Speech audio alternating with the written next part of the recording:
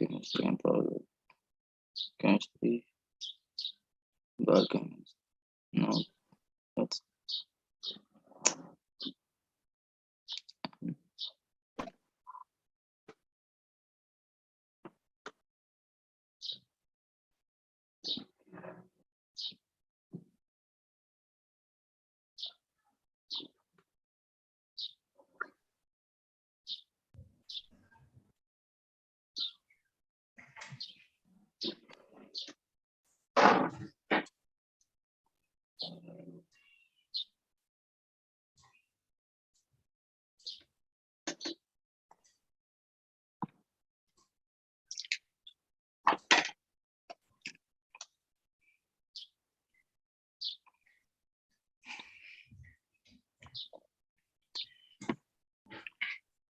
serious.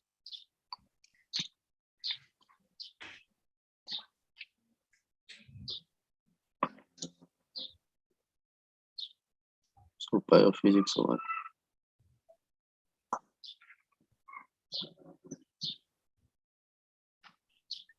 Astrobiology. IES or no?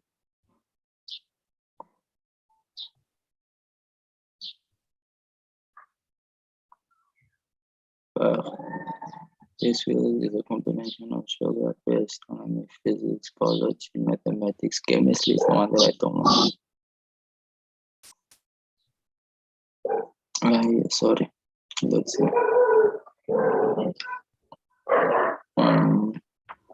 Physics.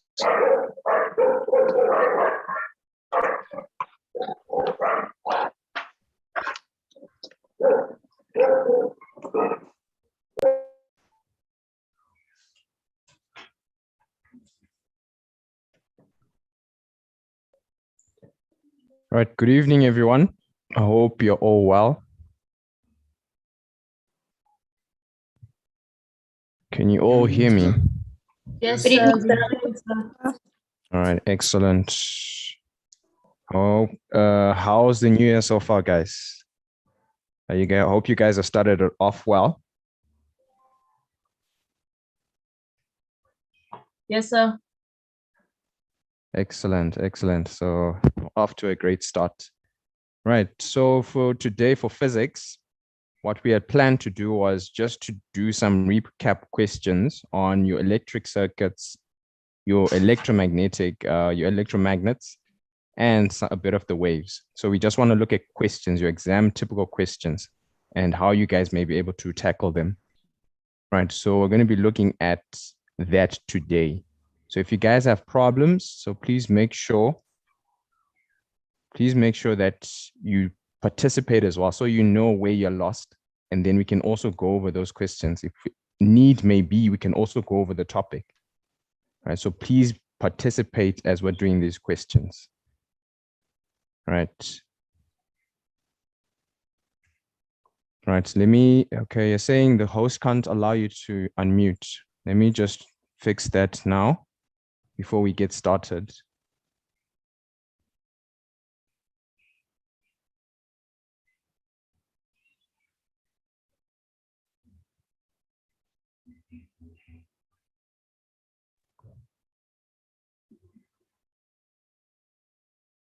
All right, so I think that option should be allowed now.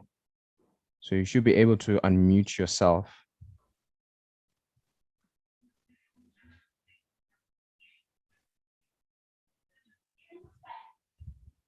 All right, so I think we can start now. So before we get started, make sure you guys have pieces of papers. You've got your calculator out as well, so that you can do the working as we're going over them together. Right. So we first want to look at the electric circuits. So our questions will mainly focus the electric circuits before we move on to the electromagnets and then the waves. All right, so the first question we have there is saying, figure 9.2 shows a circuit, right? So this circuit, there's component A, right, which is not emitting light, right? So your component A there is not emitting light. It only emits light when the PD across it is greater than 1 volt, right? So we've told on that circuit there, we have components A and components B. Right, let me select my pen here. Right, so we've got your A there and you've got your B there. Right? So what is the question saying? Component A is not emitting light, right? A change to the environment around component B causes component A to emit light. State the environmental change, right? So if you're looking at your component A and your component B, you first need to understand what are these in the circuit. So you need to know your symbols, right? What is component A and what is component B? Right, who can tell me what component A and what component B is? So B looks like a resistor. Yes, it is a resistor.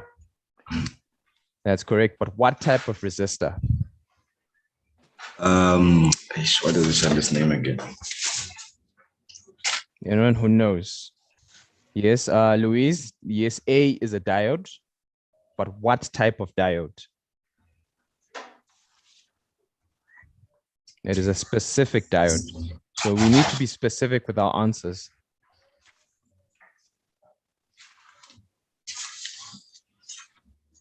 I hope we all can see the screen. I hope it's very clear for us.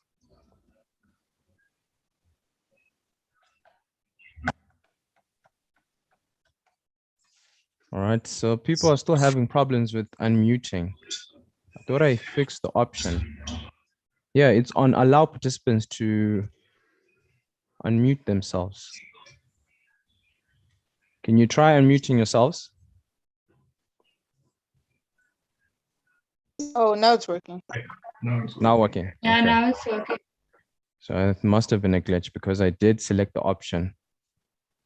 Right, so what is A, what is B? So A, like I said, Louise said it's a diode, but this is a light emitting diode.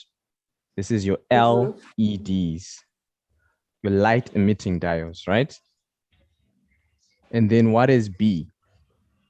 I think Mauricia said it's a resistor. This is the heat dependent resistor. Your heat dependent resistor. Right, so judging from that circuit, they're asking us a change to the environment around component B, right? Component B is our heat dependent resistor. Causes component A to emit light. State the environmental change. So what happens there? What is the environmental change? If it's a heat dependent resistor, what are we measuring in the environment? Heat. Heat we are taking in. Yes, right? So we can say it's temperature. Temperature. Let me just erase that.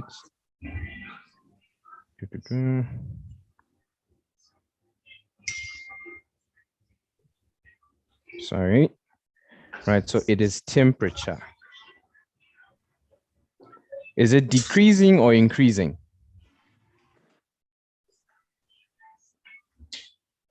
Increasing? It's increasing. Highlight this part here. So it's increasing. Right, it only emits light when the potential difference across it is greater than 1 volt. Right, meaning the voltage needs to be greater here for it to be emitting light. So if they're saying component A is emitting light, that means voltage increased, right? At A. Yes. Are we following? Yes, sir. Yes. So what happened at B? What happened at B? It's decreasing. Sir. It was reduced or Decreasing. it decreased. Exactly. So the temperature decreases. So resistance is decreasing so that there's enough voltage to light up the voltage at, or to light up the diode at A. Does that make sense? Yes, sir.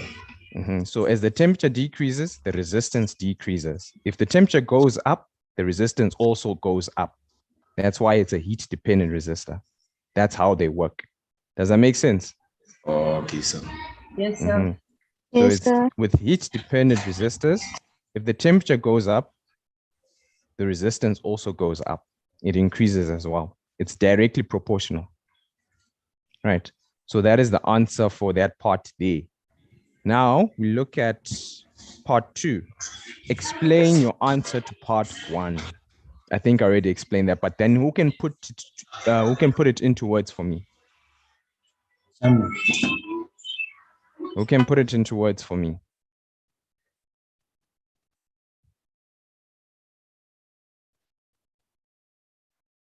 Who can put it into words for me? We say that temperature is decreasing, right? We've measured the environmental change. The temperature is decreasing. They're asking us to explain that answer. Sir, because they say the component A emitted light, so that means the light there or the voltage there was increasing, and that's due to B's temperature decreasing. Exactly. So you need to first mention the temperature decreasing.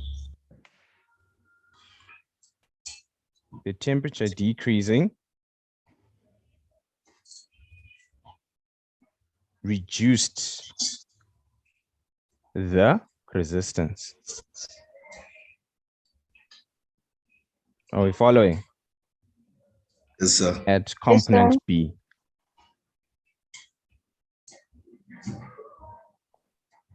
At component B, right? So less voltage was being used at component B.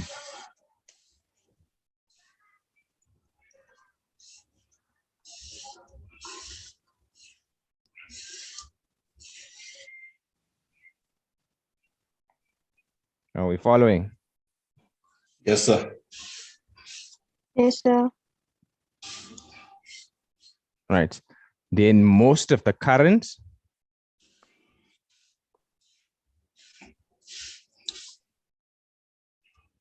is flowing through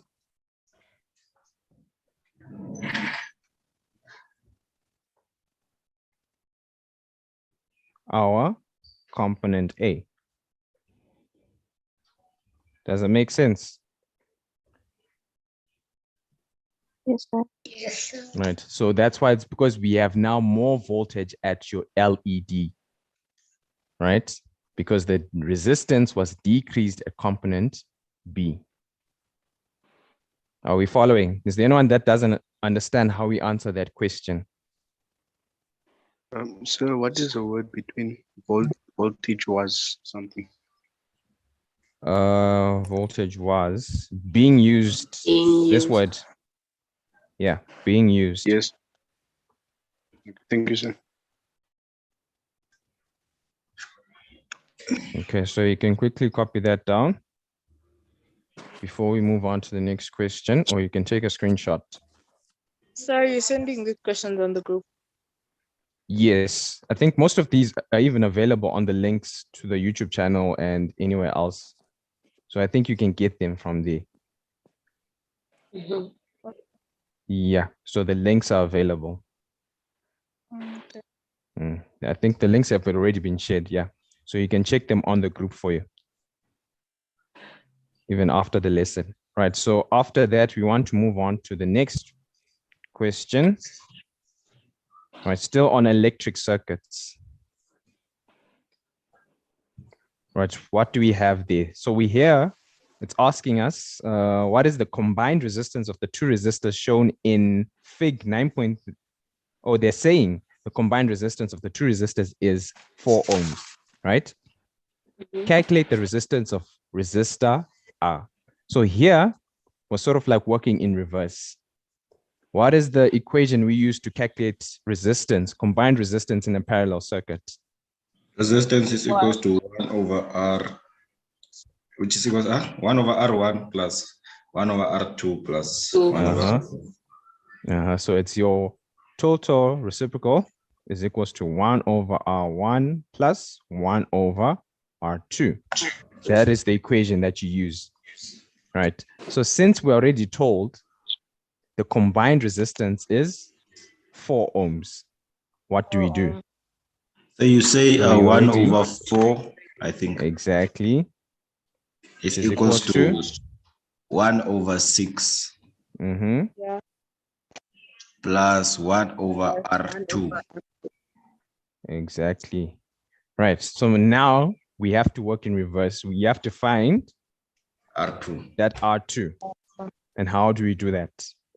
Minus Right. So it's one just over simple algebra. both sides.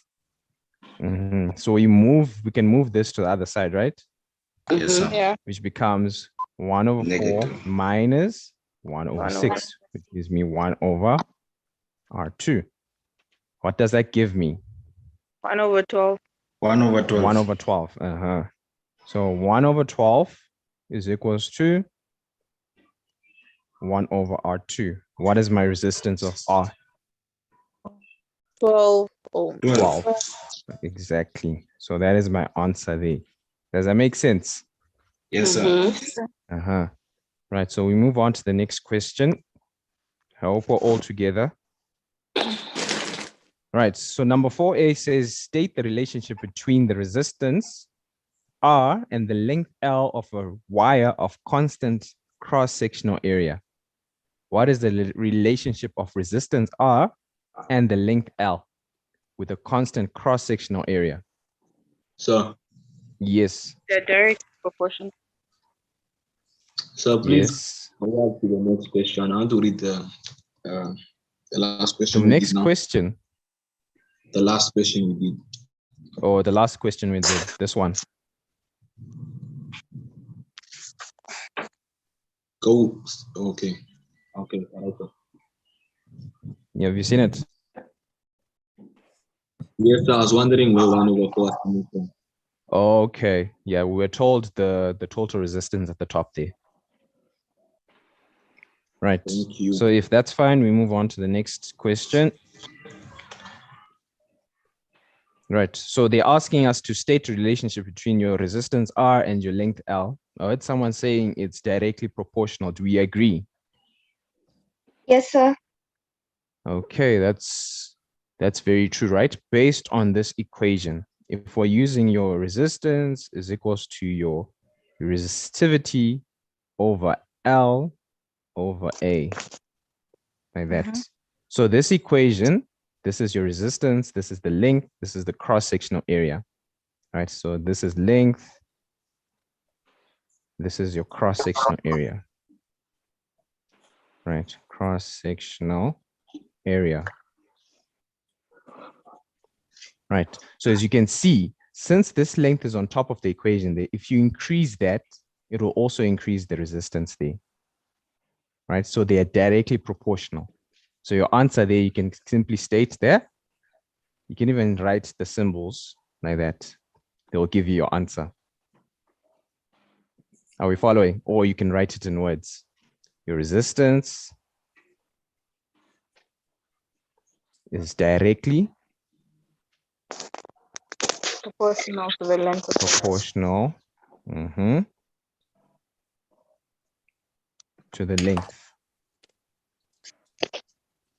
of the wire.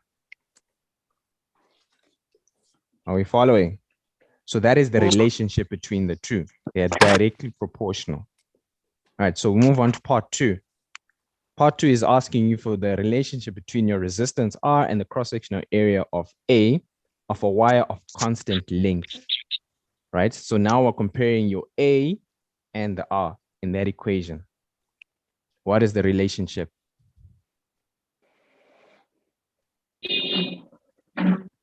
They're inversely proportional. Even. The greater the Correct. area. So there is They are inversely proportional.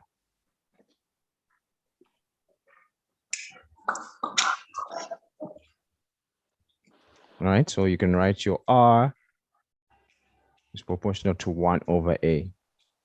Right, so you can write it in words or you can put the symbols, they'll give you your mark. Right, so those are the answers there. So if you look at that equation again, I'll write it down here. R is equals to your rho L over A. If you increase your A, since it's dividing into the top part there, that means it's going to reduce the resistance. Right? If you increase the bottom part, since it's a fraction there, that means it will make the number smaller. Are we following? Since it's dividing into another number. So resistance will be reduced. So they're inversely proportional. Since one is increasing, the other is decreasing. So we say inversely proportional. Does that make sense? Yeah. All right. So if we all understand that, we move on to the next part, to the next question. Let me just erase this. Right. All right. So my next question is saying a 60-watt filament lamp X is connected to a 30-volt supply as shown in figure 9.1. Calculate the current in the filament. Calculate the current in the filament. How do you work this out? Any volunteers? Current is voltage. Use the power. Current equals to voltage. There's a lot of noise. Let me just mute this person. You were saying? Current equals to power. Wait, what? Correct. So she's saying we use the equation of power is equals to your current times voltage. Voltage. So that's equation. Since we're given the power of the filament and the voltage of the power supply, so we can find our current, right? So you need to look at your knowns, look at what you've been given, look at the information, analyze the question. Then there you can now choose which equation you can use to find your answer, right? Okay. So since we're looking for current, we make I the subject of the formula. It becomes P divided by your voltage. Are we following? Yes, sir. So your answer becomes your 60 watts divided by 230 volts. Right? And what does that give me? Can we punch it into our calculators? What does that give me? 0.26. Correct. 0.26 amps. Right? So remember, current is always measured in amps. That is the unit measurement there. So you need to also be very careful in giving those answers. Don't just leave this out. Right? They can remove that mark. Right? So that is this page done. We move on to the next page. Right? So this one is a bit tricky. So please pay attention. And remember your answer from part B. Lamp Y has a filament made of the same metal as the filament of lamp X in B. Right? This filament has half the length. Let me just do this. This filament has half the length and 1/3 of the cross-sectional area of the filament of X. Lamp Y is also connected to 230 volts. Calculate the ratio current in filament Y over current in filament of X. Show your working. Right. So they want you to calculate the current in the filament Y. So as you can see, we've changed the wire. It's now the filament has half the length of your filament in the lamp X and 1/3 of cross-sectional area of the lamp X. Sir. Yes. Can you quickly explain the cross-sectional area again? Oh, okay. So with cross-sectional area, if you're looking at a conductor, we're talking about, let's say I draw my wire like this. We're looking at the cross-sectional area from this part here of the wire. That is the cross-sectional area, right? Now, in a circuit, how will that look like? In a circuit. In a circuit, we're looking at the conductor. We're talking about the conductor. Oh, in other words, we're talking about when you're looking at your wire, we're looking at when you've cut the wire, how big is this area here? Oh, I check. Does that make sense? Yes, sir. Right. So if I say this is my filament X, right? And they tell me that filament Y has 1/3 of that cross-sectional area, it means that it has been reduced. It has a smaller cross-sectional area. What happens to my resistance? It will be greater. It will be greater, right? It will be greater because of my equation. R is equals to your PL over A. Are we following? But then since it's been reduced by 1/3, how big is my resistance now? It increases by what factor?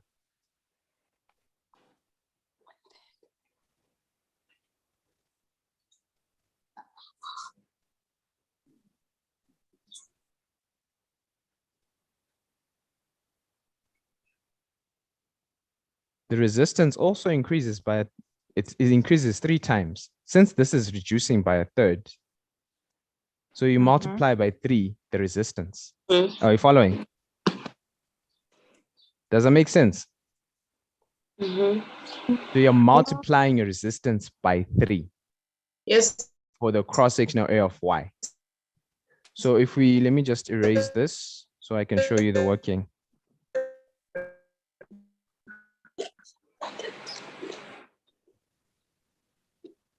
Right, just select my pen. If we, what was my resistance for the previous question? 0.26. Oh yes, the current was 0.26 amps, Correct. right? Yeah. Yes, current, sorry, 0.26 amps. Right, so 0.26 amps. Right, so if we have 0.26 amps in filament X, what happens next? We multiply what by 3? Resistance by This 0.26 by 3. Are we following? So what do we get next? What is 0.6 times 3? 0.78. 0.78. 78. 0.78. Right? So if it's 0.78, that is my 0.78 amps. Are we following? Okay. So if we have 0.78 amps, remember they said also it was half the length. It was half the length. So what happened next? What do we do next? We divide by 2. What do we get? 0.39. 0.39. Okay. If it's 0.39, no, that can't be correct. Let's see. Oh, no. Let's do this. Here we're given the current. We haven't calculated the resistance yet. Yes. Sorry about that. Wondering, why did you multiply Yes. by 3? Yeah. Yeah. So here we use what? Which equation? V over I. Yes, V over I. All right. So what is my voltage? 230. 230 divided by your 0.26. 0.26. What do I get for my resistance? 2. So it's 230 divided by 0.26. 884.615. 800 and 84.6. 0.6. 884.61. 61. Okay. 0.61 ohms, right? Yes. That is the resistance of my filament X. Are we following? Yes, sir. So if I were told that the filament is half the length and 1/3 of the cross-sectional area, what we're doing to our current, that's what we're supposed to do to the resistance. So we say the resistance is times 3 divided by 2. Are we following? So our resistance now is 884.61 times 3 divided by 2. What is my new resistance? 1. So I have a question. Yes, what's the question? So they rounded off to 2 decimal places, right? Wouldn't the 1 be a 2? Because there's a 5 after the 1. I can't hear you. Sorry. I'm saying, sir, they rounded off to 2 decimal places, right? But after the 1, there's a 5. So wouldn't that be 884.62? 0.62. Okay. Yeah, we can change it to a 6.2. So it's now 6.2. So if we're using 884.62 ohms times 3 over 2, what do we get? Yeah. So just multiply by 1.5. 1,326.93.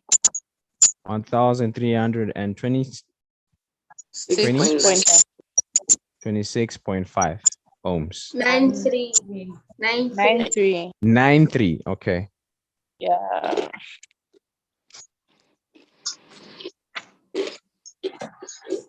All right.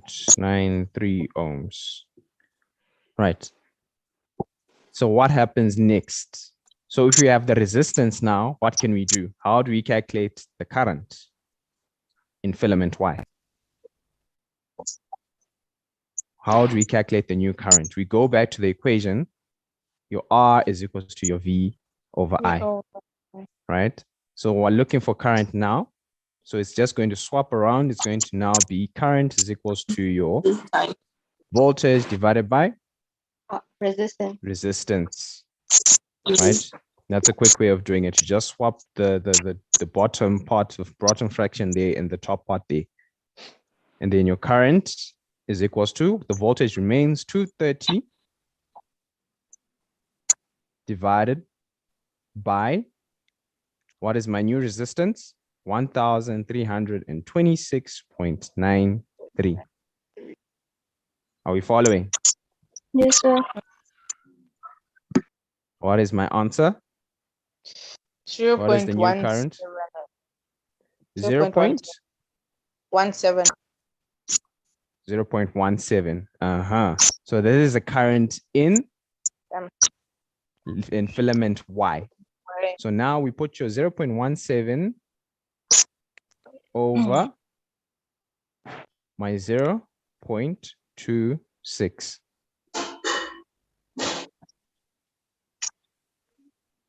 Are we following? Yes, sir. Does that simplify to anything else? 17 over 26. 17 over 26. 17 over 26. Did I hear that correctly? So Yes, you can sir. leave it. You can leave it as 17 over 26, or you can leave it as 0.17 over 0.26. Are we following, guys? Yes, sir. So, Yes. can you write it as 17 to the ratio of 26, like 17, those two dots, 26? Yes, you can. That is also a ratio. So, Yes. please go back to the previous question B. To the previous question. Yes, sir. Okay. This question here. Okay, that's fine then. Thank you. Okay. All right. So do we all understand how we work that out? Yes. Not really, but Right. okay. If there are no questions, then we move on to the next question. Number 5 says a piece of wire has a resistance of 0.4. There's a lot of interference. I'm not sure who it is.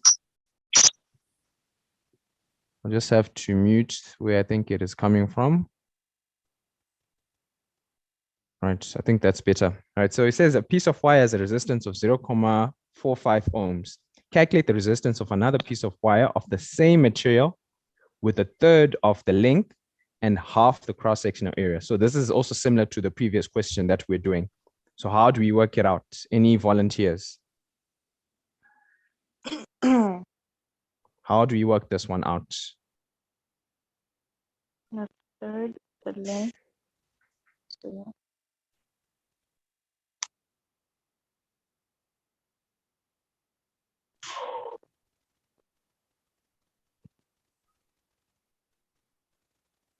So, I think since they said with a third of the length, so you divide by 3, right? You Okay. divide by 3 and multiply the cross-sectional area by 2 because it said half. Exactly. So you say your 0.45, right? Times, since it's half the length, half the cross-sectional area, I mean, the resistance is increasing. So it's on top, the number is on top. And then it's a third of the length, so it's decreasing. So we divide since it's less the resistance. So that's what we do. That's what we're working out there, right? So you say your 0.45 times 2/3 gives you your answer. What is the answer? 0.3. 0.3. 0.3 ohms. Do we all agree? Did we all get the same answer? Yes, sir. Yes, sir. So that is my answer. So 0.3 ohms is the resistance of the other piece of wire, right? So if we're all okay there, we move on to the next part. Right, number 8. Number 8 says, figure 7.1 shows how the resistance of the filament of a lamp changes as the current through the lamp changes as well, right? So you've got your resistance on the y-axis and the current on the x-axis there, right? That's how it's changing. Describe, right? Now the question, describe how the resistance of the lamp changes. They want you to look at this graph, right? And relate the two, the current and the resistance. How is the current or how is the resistance changing with the current, right? So since we know your independent variable is always on the x-axis and the dependent is always on the y-axis. So how do we phrase our answer there? Go to the Based question, on please. that graph. Oh, the current. How is the answer? How do we phrase that answer there? As current, would it be as current increases? Yes, that's the first part. Increase, yeah. As the current increases,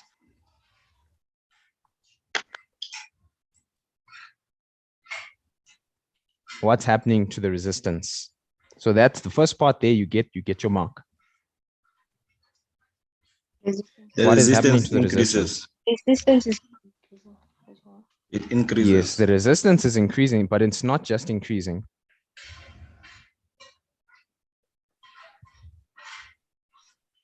Okay. Because it's a curve. So how do we describe that curve? Because Gradually also, Gradual. Gradually increasing. is it gradually? No, it's not gradual. If it was It's not gradual, gradually. So you can either say it increases exponentially or non-constant. or at a increased rate. At an increased rate. That's how you describe that curve. So as the current is increasing, the resistance increases exponentially or at an increased rate, right? So remember, since here we're going from this first part here, right? There's a slow increase to the resistance. But then as you move from your 0.4, the resistance is increasing at an increased rate. Does that make sense? Right? The gradient is getting steeper there.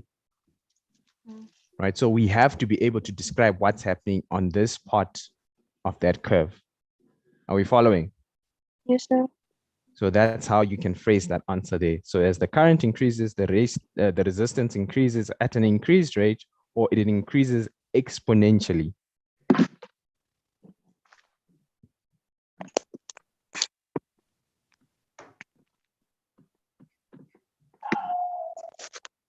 Right, so that's your answer there. Does that make sense? Are we all together? Yes, sir. Any questions so far before we move on to the next question?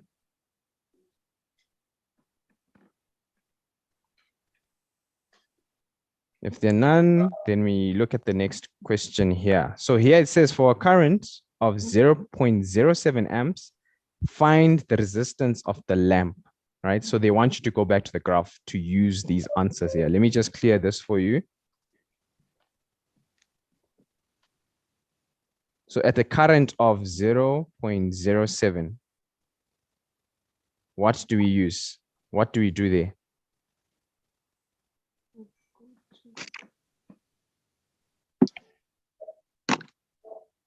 For a current of 0.07.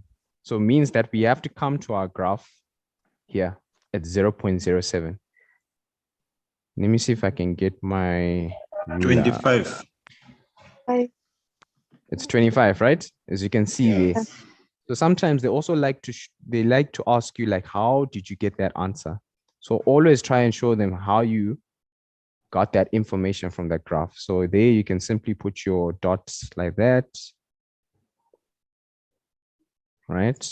And then show that it is meeting with your 25 there.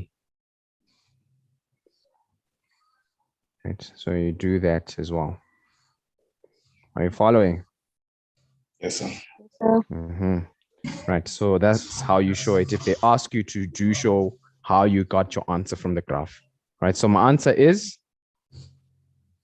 25. What is my answer? 25, right? 25 ohms. And then they ask you the potential to find the potential difference across the lamp. How do we find the potential difference across the lamp?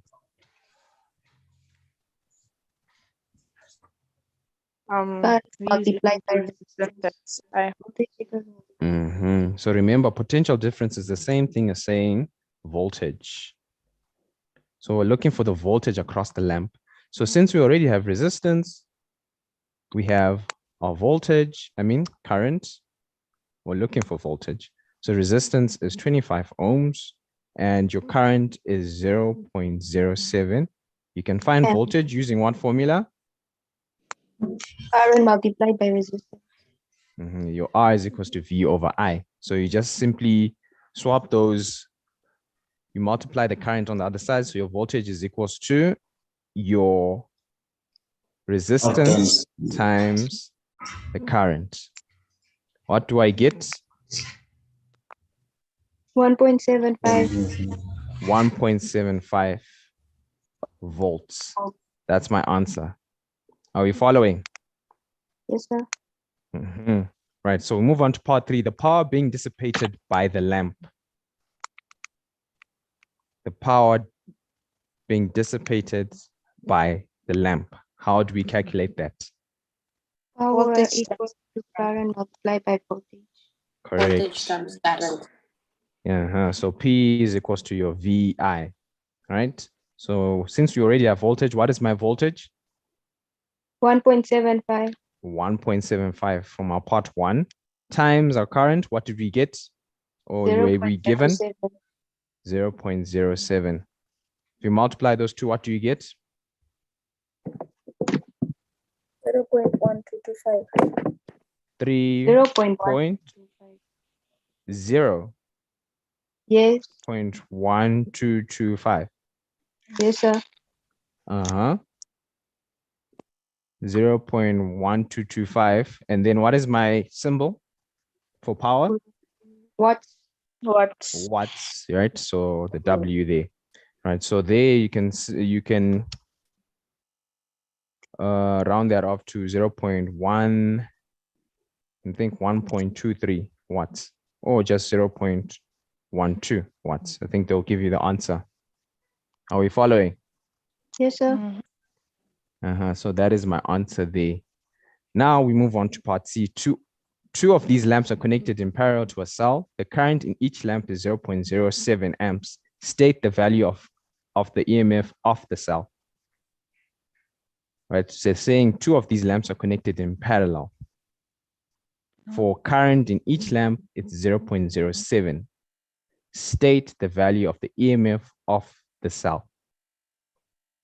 So here they're testing your knowledge of voltage in a parallel circuit. It's the same. It is the same. So what is my answer? What is my answer? What voltage did we get for this circuit?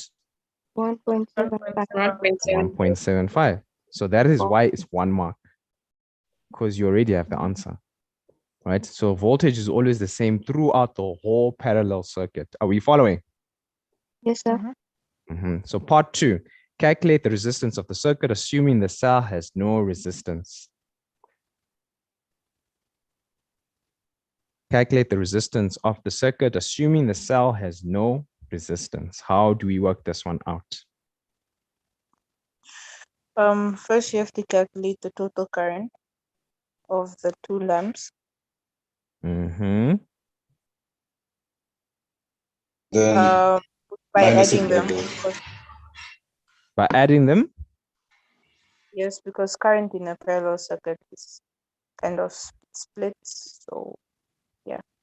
So it's 0.70 plus 0.070 to get 0.14 amps. And then you take the voltage and divide it by divided by V over I. So you divide it by 0.14. So we're saying here you calculate what? Come again, Roster? The total current. You calculate the total current for the 2 lamps. Of the 2 lamps. So it's going to be 0.07 plus 0.07. Which gives me what? 0.14. 0.14, right, amps. So once we have the total current in that circuit, what happens next? Then you use the voltage. The voltage, which was 1.75. Yeah. Using R is equals to V over I. V over I, which is equals to my 1.75 divided by 0.14, which gives me what? 12.5. 12.5. 12.5, correct. Did we all follow that? Yes, sir. 12.5 ohms. So that is the answer there. Are we all following? Yes, sir. Yes, sir. Right. So that's how you get it there.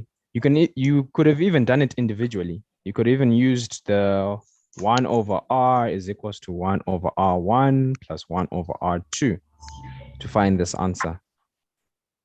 You could have used this formula, right? Since they all have the same resistance or have the same current passing through them. So you simply use this formula to find the total resistance, since it's the circuit connected in parallel. So that's another way of working that one out. So I used this way, I still got 12.5. Are we following? Yes, sir. So if you guys in your spare time, try using this formula to see if you can get the same answer with that. Right, so let's move on. Right, so here we've got the electromagnets. Right, so with electromagnets, as we mentioned, this is where we're now focusing on mainly your, what are these called? The solenoids. You're looking at your motors, you're looking at your generators, right? You're looking at the principles involving those, your transformers. How do they create electricity, right? From your alternating current to your direct current, what's happening there, right? So with these questions, that's what we're focusing mainly on, right? So if we're looking at number 1, start off there. Figure 9.1 is a block diagram of an electrical energy supply system using the output of a coal-fired power station, right? So we're starting off with the electricity distributing company there, right? And then your output of 1,100 volts, right? Which is stepped up to 32,000 volts. And this is distributed at higher voltage.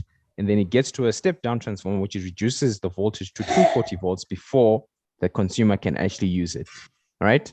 So now it's asking you, suggest one possible way, right? Suggest one possible way of storing surplus energy when the demand from the consumers falls below the output of the power station.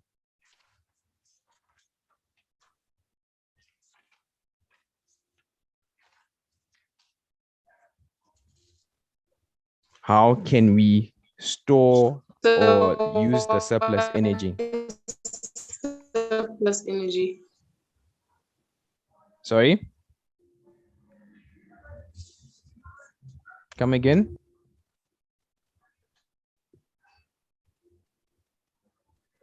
What is surplus energy?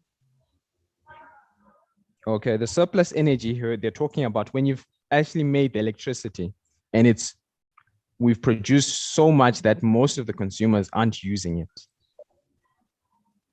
Right, so let's say we've produced about 80% electricity and it's being produced, it's being distributed, and then they only use the 50%.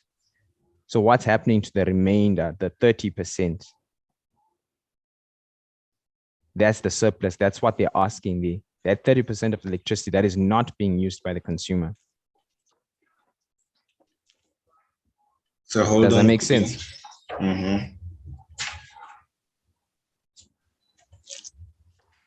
So Yes. would we be able to store it in cells? Yes, you can. Just replace with new batteries. Just change the batteries or charge of batteries. Are we following? Yes, Yes, So sir. you charge batteries. Charge batteries. Sometimes you don't have to overthink these questions, right? Charge batteries, literally just charging batteries, charging your phone. That is storing energy in a cell. Are we following? Yes, sir. Well, how else can you use it? You can also heat the water that is producing the electricity.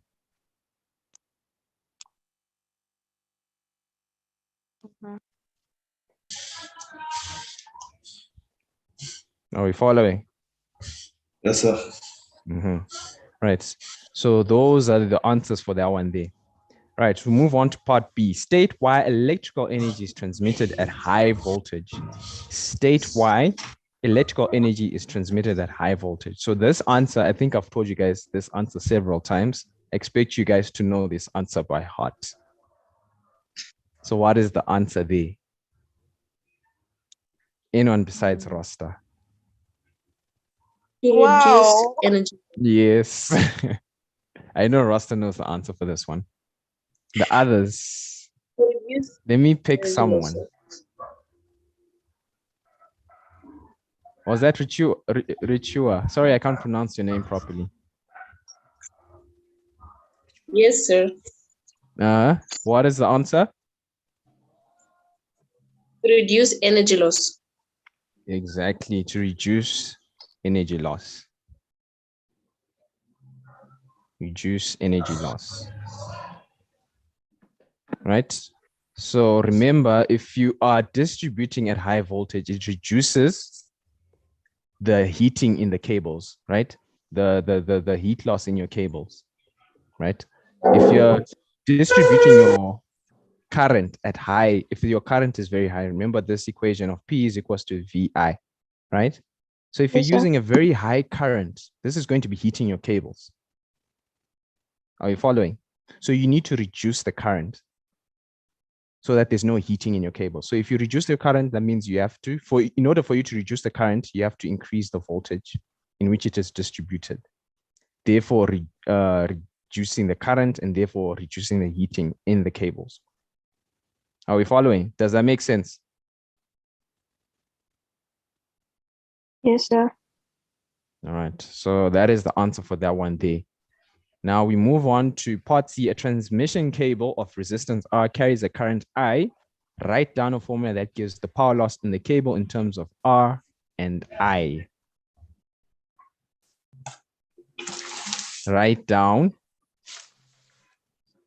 a formula that gives the power loss in the form of cable in terms of R and I.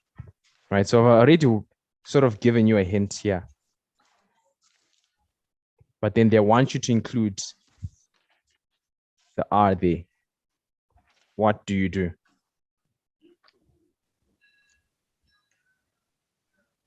So this one here, power loss includes your voltage and current.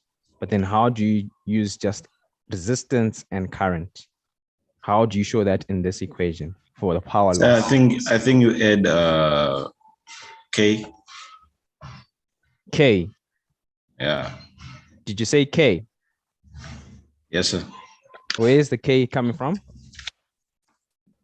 Sir. It's a constant, sir. All right. It's a constant. All right. So you say, what is it? All right. Let me write your equation. What is the equation? I said that I did. You didn't write it. Okay. So guys, the trick here, if you can see, is that you need to replace this voltage here. You need to remove the voltage since they only want it in terms of R and I. So quickly substitute the voltage for something else. For us to find voltage, you can use the formula of R is equals to VI, right? So voltage is also equals to R times I, right? Are we following? Yes, sir.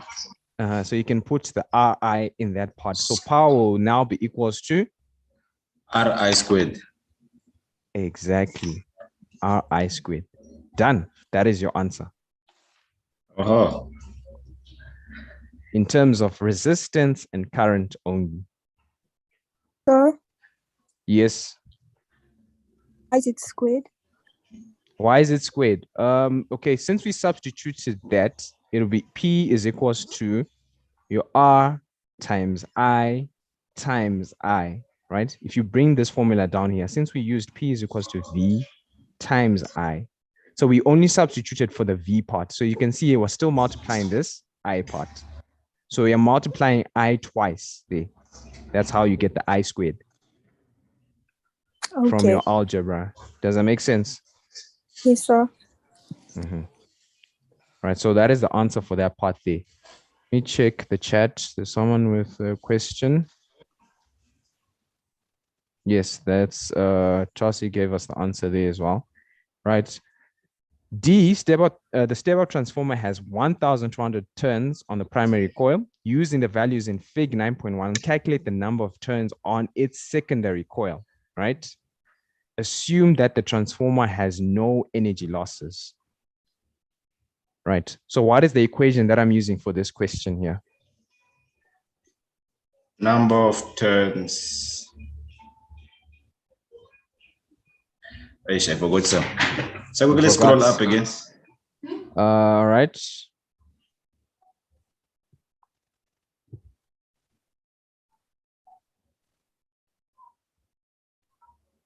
Up, like to the diagram. Oh, to the diagram. Okay.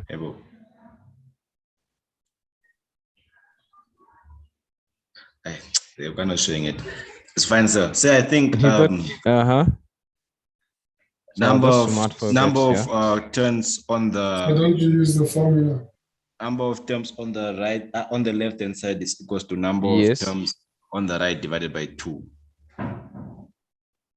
Oh no, that's not the formula. Yes. So remember, you need to be able to use voltage of the. Yes, the voltage over. What is saying it? Oh, it's voltage over number of turns. Do you remember this one? Yes, sir. So remember this one, if it's your secondary voltage, it's going to be over the number of turns on the secondary side is equals to the primary voltage over the number of turns on the primary side. Yes, sir. So this is constant, right? So what do we have for our secondary voltage? So remember, they're telling us there's 1,200 turns on the primary coil of the step-up transformer. So we need to go back to our diagram, right? If you look at the step-up transformer, the primary voltage there is what? 1,100. 1,100. So we put 1,100 there. Let me just get my eraser.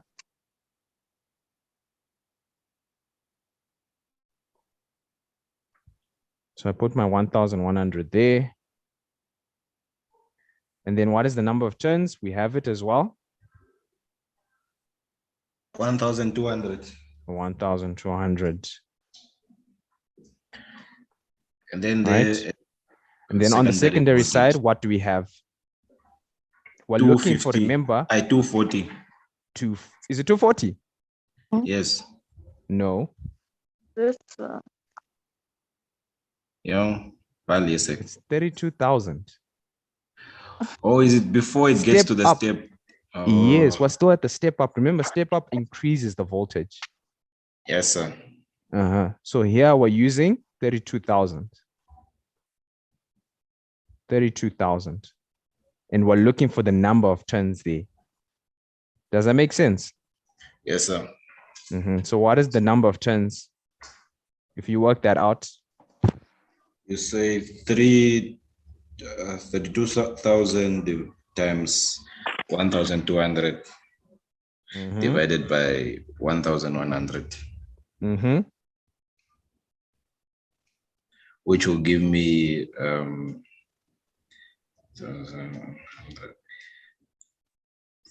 34,909.09. So 34,909 turns. 0.09. 0.09. Well, see, we are looking for a whole number. So you can give it like this. So it's 34,909. Did we all get that? Yes, sir. Yes, sir. So that is the answer for that question. So please remember that formula of your VS over the NS is equals to your VP over the NP. Sir, yes. Does it matter which one you put first? No, it doesn't matter. You can start with the primary voltage side. You can start with the secondary voltage. Okay, sir. Yeah, just don't swap this part here. Instead of writing your VS over NS, you write VS over NP. That is wrong. Yes, Are you sir. following? Yes, sir. All right, so we move on to the next part. All right, so I think also our lesson has come to an end, huh? So we need to just finish off here. The waves, I think we'll have to do tomorrow together in the class. Right, so E says the input to the setup transformer is 800 kilowatts. Using the values of in Fig 9.1. Okay. I'm told you I still have 30 minutes, so it's still fine. So using the values in Figure 9.1, calculate the current in the transmission cables, assuming that the transformer is 100% efficient. Assuming that the transformer is 100% efficient. What am I using? Which equation do I use to calculate the current?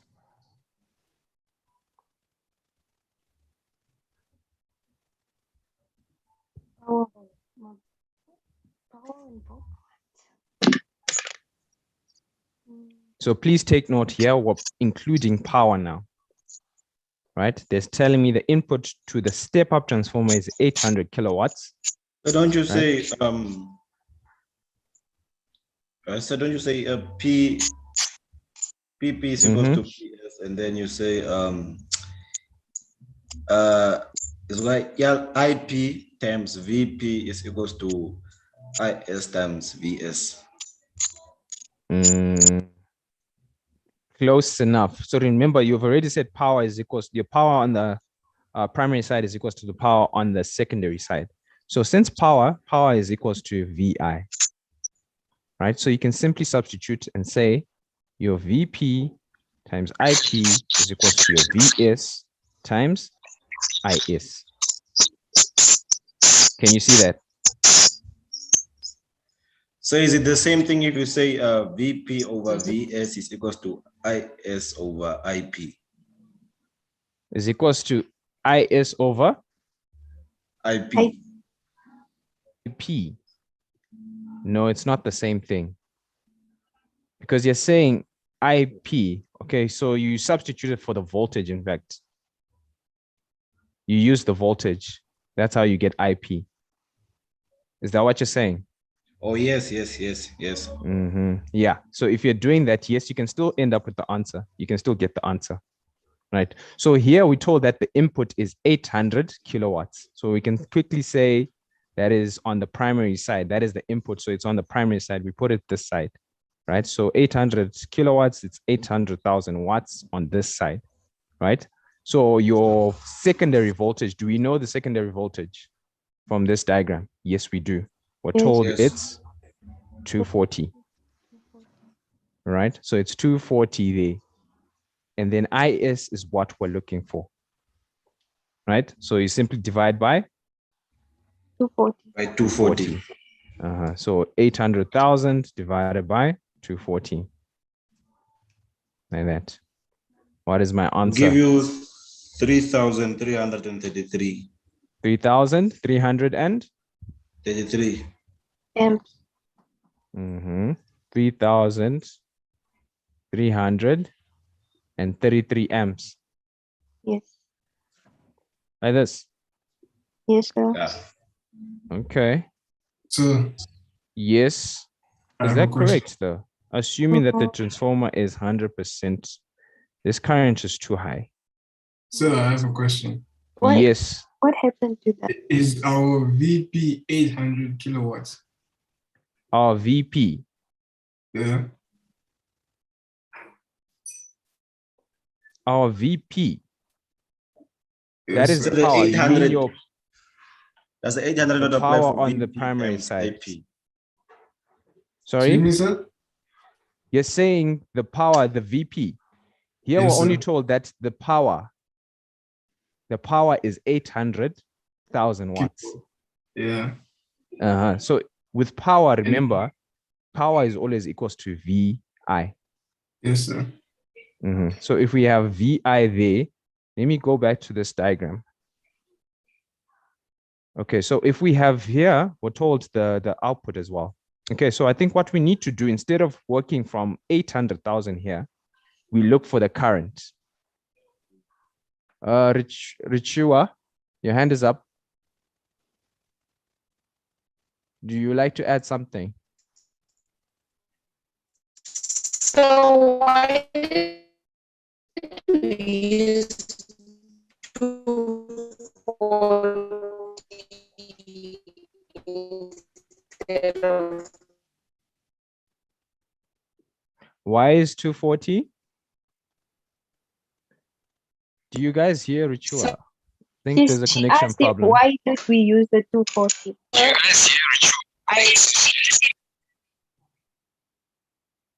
Okay, I think it's my connection. I have a slow connection here. Sir, Yes. I think I understand. You know here that we were trying to get the current for the secondary. Yes. On the secondary side. That's not, I don't think that's what they're asking for. Okay, what are they asking for? They're asking for the current in the cables. The current in the cables, huh? So if it's the current in the cables, what do we do? So we're told that it's 800,000 on the primary side. So I can say from this equation, I say 800,000 is equals to the voltage. I know it's constant. It's 1,100 volts there, right? So 1,100 volts times my I. Is that what I'm doing? But then No, isn't it 30? 2,000? Yeah, that's also what I want to ask because it indicates where? that the transmission is 32,000. 2,000. 32. Oh, 32,000. Using the voltage, calculate the current in the trans. Okay, so we're using the transmission cable. So it's on the secondary side. Yeah. So we're using 32,000, not 1,100. Yes, sir. So it's 32,000 times your IS, like that. So IS, you get what? 800,000 divided by your 32,000. Amps. 25. Yes, that is more like it. Right, that answer makes sense. Right, so remember, since it's in the transmission cables, your current needs to be very low. So when we got the answer of 3,333 amps, I knew this answer was wrong because it's too high. So this answer is correct here. Are we following? Yes, sir. So that's how we worked that one out. Okay. Right, so what is the next question? Right, so D says, describe how the split ring commutator on an electric motor works. Describe how the split ring commutator on an electric motor works. Sir, is it not the thing that keeps the electric motor rotating 360 degrees, or switching back to. Yes, you're close. Your answer is there. Right. So you're saying what? So I'm saying the split ring commutator is the one that keeps the motor rotating. Is it 180 degrees or 360? 360 degrees. Yeah. I'm not too sure what you mean.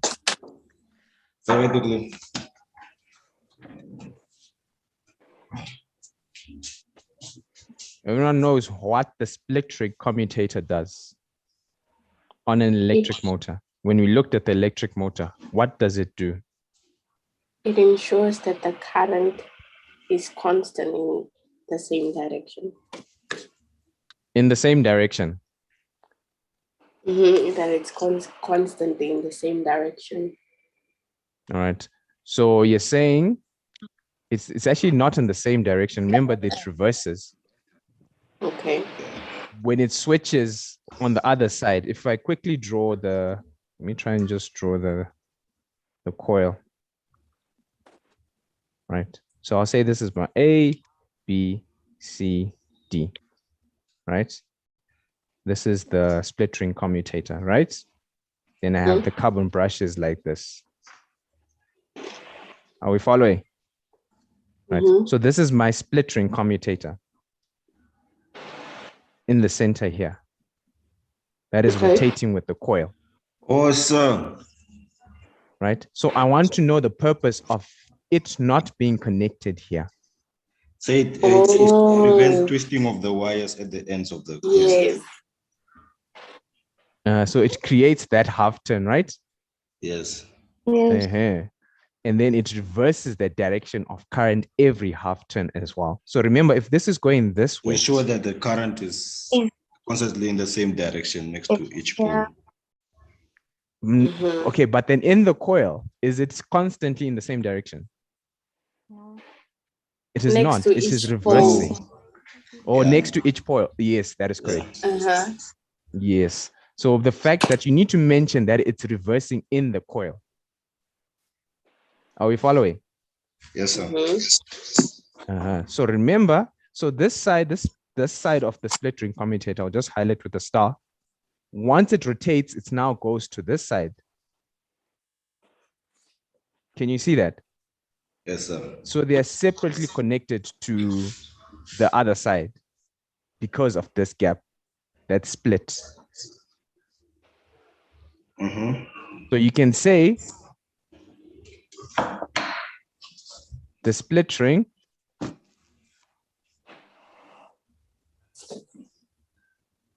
prevent the twisting of the wires at the ends. End of the coil. Yes, you can say prevents the twisting of the wires or the coils, but it allows also the brushes to connect separately.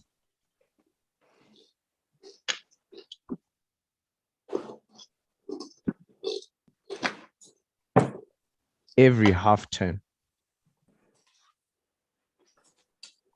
Does that make sense? Yes, sir. So every half turn, this side is moving to that side. And it doesn't remain connected to this side. So imagine if it was a full circle. Right? You'll have your positive conflicting with the negative. So that won't, won't work. Does that make sense? If it was a full circle. Sir. Yes. Is that to ensure that what is this? The positive, the south pole and is connected to the negative, and the north pole is connected to the positive. You mean like if the positive terminal remains positive and the negative terminal remains negative? Is that what you mean? Yeah. Yes, it does assist in that. Thank you, sir. Right. And also it reverses the direction of current in the coil every half turn. Does that make sense? Do you understand that statement? So remember, Yes, sir. since we're looking at the cable, if we have AB here, it's flowing this way. If it flips on this side, it's reversed because it's now flowing from where to where? From With the respect to DC A. It's flipped, it's reversed for it to allow the coil to keep turning in one direction. If we're using the right-hand rule. The current switches, remember that it's created through that turning effect if you're using the right-hand rule. So if you're looking at the right-hand rule, I'll quickly draw those two symbols. Right, so this is the force, this is the magnet, and this is the direction of the current. Right, so if my coil is going up from here, and my north, and this is my south.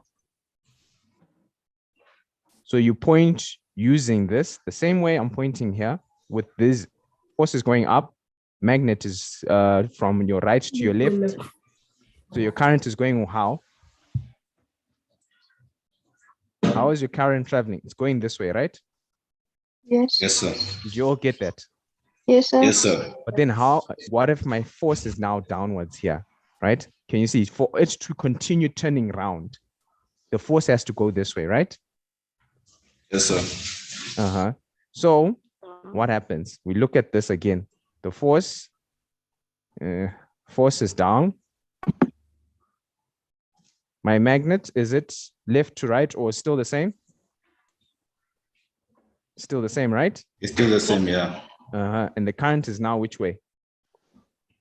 Into the page. So It's going this way. Can you see that? Yes, sir. So it's reversed.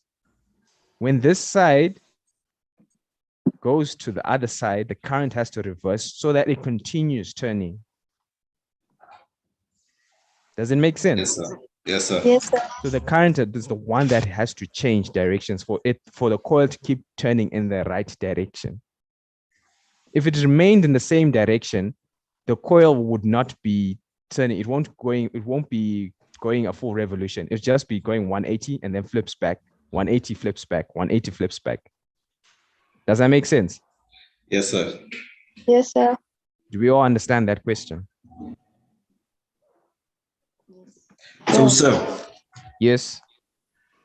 So what switches is the, wait, where is the current exactly? Is it in the brushes or? The current is in the coil. So now, so was saying now the brushes switch. No, the brushes don't switch. It's the split ring commutator. The brushes remaining intact. They're staying in position. Oh, it's the split ring commutator that turns the brushes. It doesn't turn the brushes, but then it's the one that switches sides, right? So if you're looking at this one here, this side here, this side, if it turns, it will end up on the positive side. Can you see that? Yes, sir. That's why the current also switches. Oh, I understand. You understand now? Yes. Right. Do we all follow now? Yes, sir. All right. So let's look at the next question. Number 3 is saying electromagnetic induction may be demonstrated using a magnet, a solenoid, and other necessary apparatus. Explain what is meant by electromagnetic induction. What is meant by electromagnetic induction?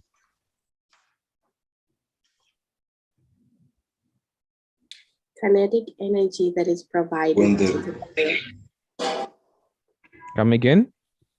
So it's when kinetic energy that is provided to the coil is converted to the electrical energy in the motor, producing an electric current. Exactly, that is correct. Right. So this is when, in simpler terms, this is when your magnetic field lines are cut. Sorry, magnetic field lines are cut, right? To produce what?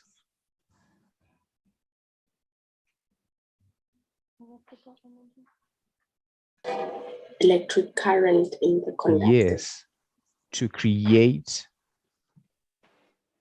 an electric current in the coil. Are we following? Yes, sir. Or we can say an induced EMF. Induced EMF. What does EMF stand for? Electromotive. The force. Yes, electromotive force, correct. So that is the answer for that part there. Are we following, guys? Yes, sir. All right, so that is the answer for that part there. Right, so B says in the space below, draw a label diagram of the apparatus set up so that electromagnetic induction may be demonstrated. How would you demonstrate electromagnetic induction?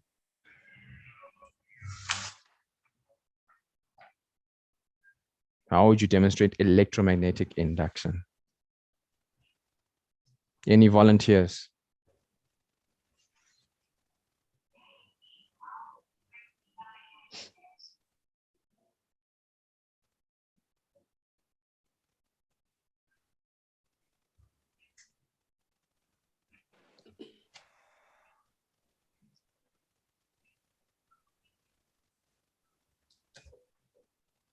So I think you will need a external mechanical source of energy.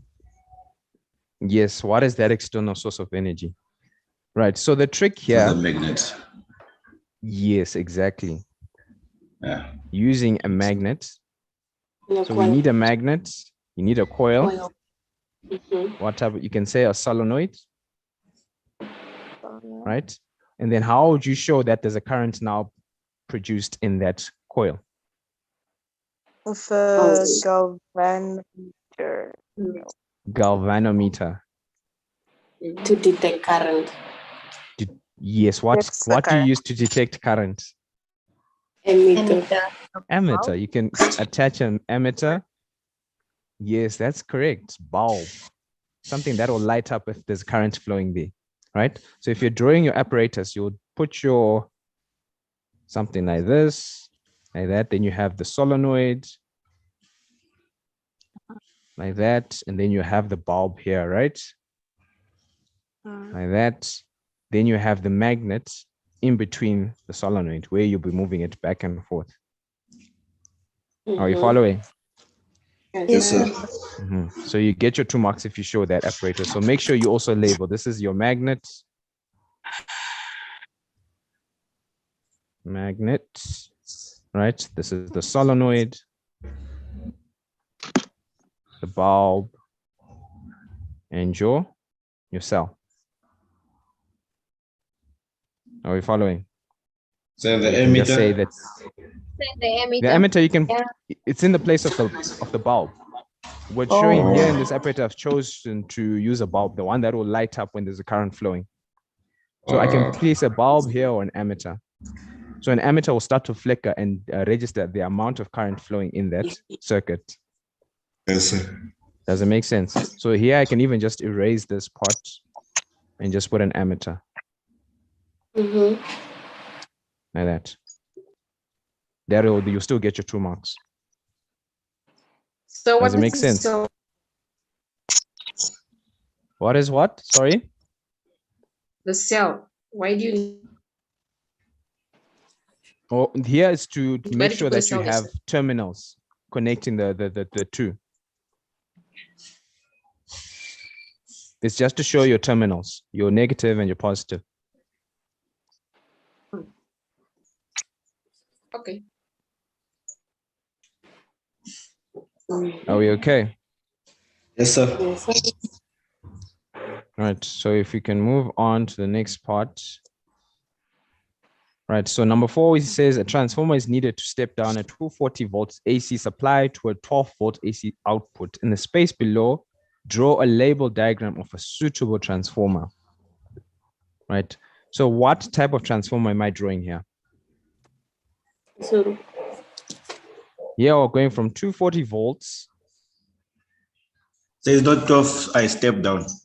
Step down, correct. So we're drawing a step down transformer, right? So what does a step down transformer look like? There are more coils on the primary.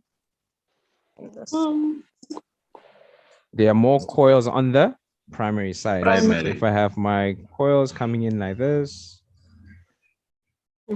right, I'll just draw as many as I can, right? And then how many coils here? Less than the primary. Like that. So that is your step down transformer. So this is your 240 volts on this side and then the 12 volts here. Right. Now they asked you explain why the transformer. How many marks was this? 3 marks. So you also need to see how many. Let's see in the space below, draw a label diagram for suitable transformer. So here you have to say the primary. Yes, I didn't label, huh? Exactly. Primary coil, secondary coil. Right. So this is the step down transformer. Yeah. Right. Right. So let's move So on wait, to I the have a next question. part. Yes. For the step up transformer, there are more coils on the secondary than the primary. Yes. Oh, okay. Right. Now B, explain why the transformer only works on AC. Why does a transformer only work on AC?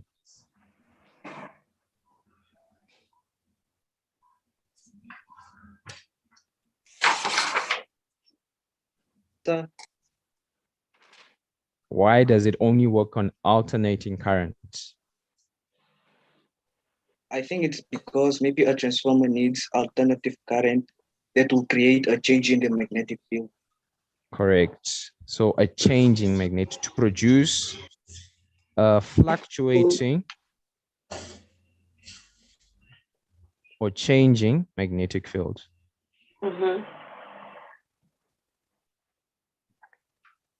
Right? So changing magnetic field.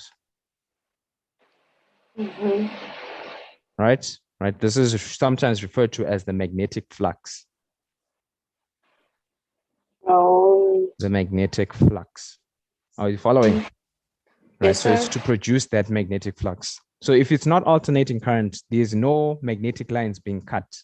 If they're not moving or changing, you can't induce a current on the secondary side because those magnetic field lines need to be moving.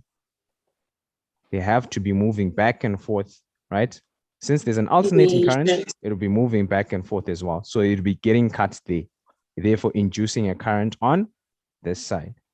Does that make sense? Right. So that is the answer for that part there. Part 2, explain how the input voltage is changed to an output voltage.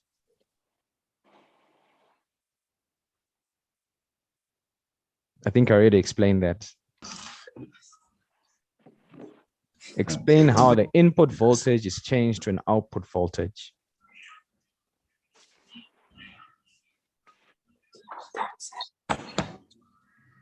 So you're gonna try?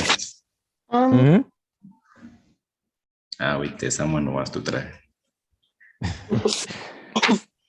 Who wants to try?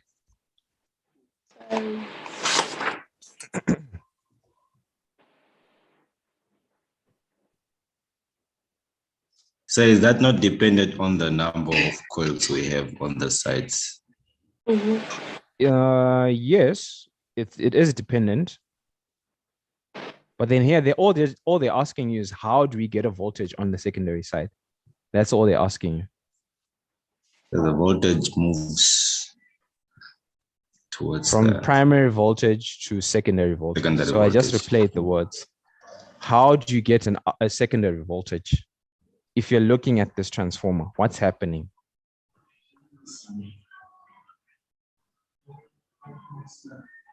So the voltage goes, what is this? Flows through the coil, or what? That Angles is There's not something to do with the magnetic flux. Yes. You need to mention that the magnetic field lines on the primary side are created, right? And then what happens? How are they created, by the way? Through the soft iron core, this iron core here. That's how you create the magnetic field lines, right? Right. So they're created through your iron core.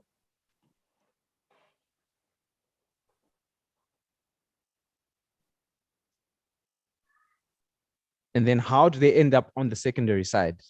Let me check. Someone sent the answer in the chat. AC generator. We're not talking about AC generators though. Okay, on the principles of electromagnetic induction, previous question. Okay, so I think I'll answer that one later on. Let's just finish this one. What happens there? Through your iron core. So remember, once you've created the magnetic flux or the change in magnetic field lines on the primary side, those magnetic field lines then create your, what happens on this side now? On the secondary side.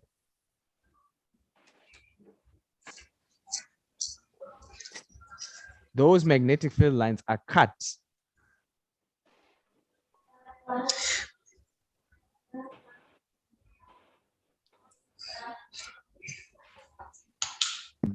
Sir. Are we following? Yes, sir. Yes, sir. Are cut and induced. Yo, what's that interference? What's that? Yo. Anyways, so they are cut and induced on the secondary side.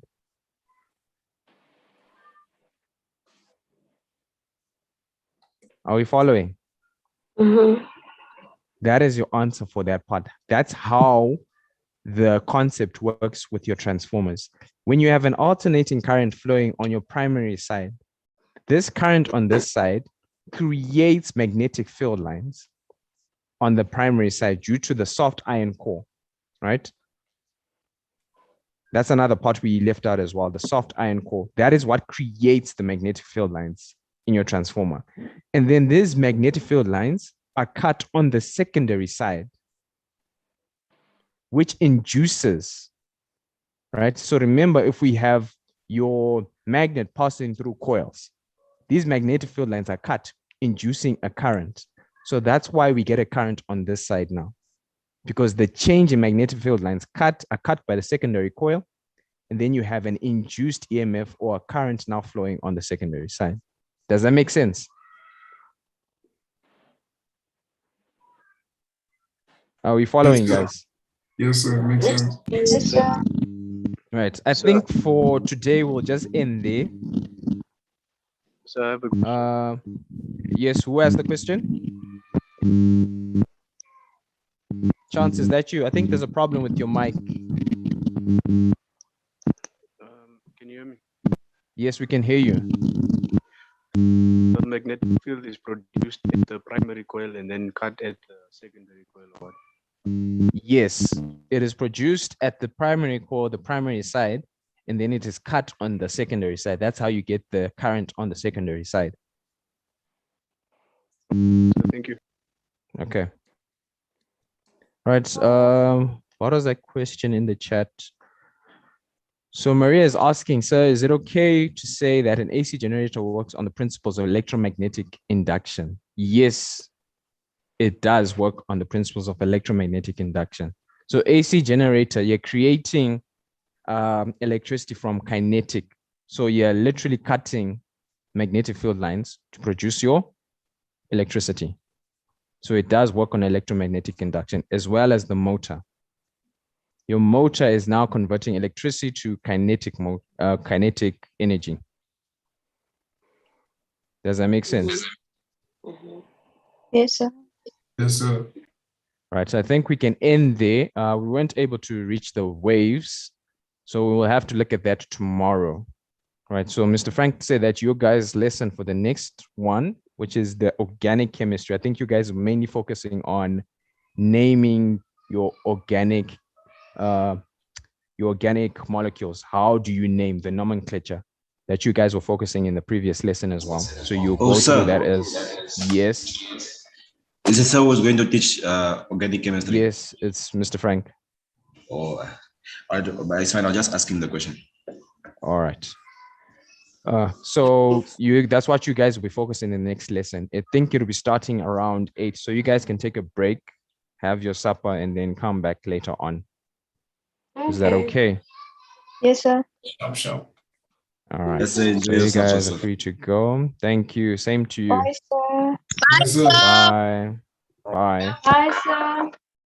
Bye.